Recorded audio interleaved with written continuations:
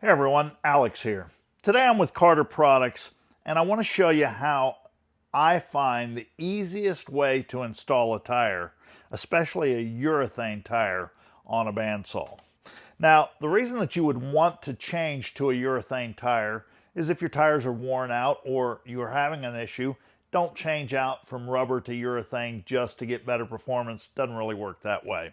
Tires are nothing more than a separation of steel to steel so that you don't destroy the tooth. It also gives that blade traction.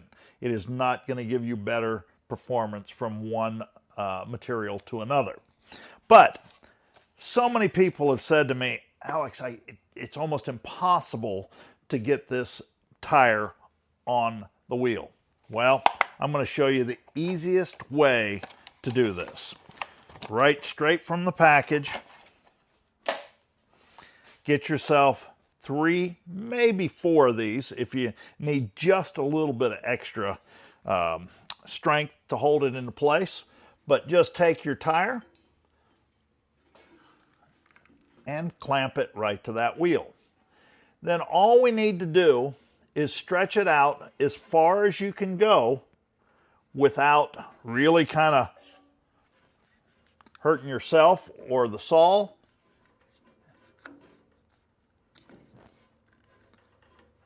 And lock it into place there.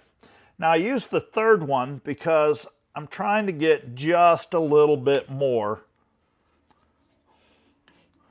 grip on that tire. Then once you've got that third one, and again, you may want to put a fourth on there, then it's very easy to simply stretch down and push that tire right into place.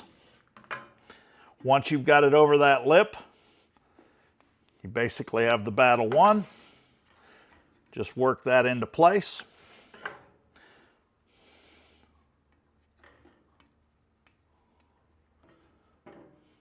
Just like that. One installed tire. Hey everyone, thanks for watching. Be sure to like, share, and subscribe for more Bandsaw Life content.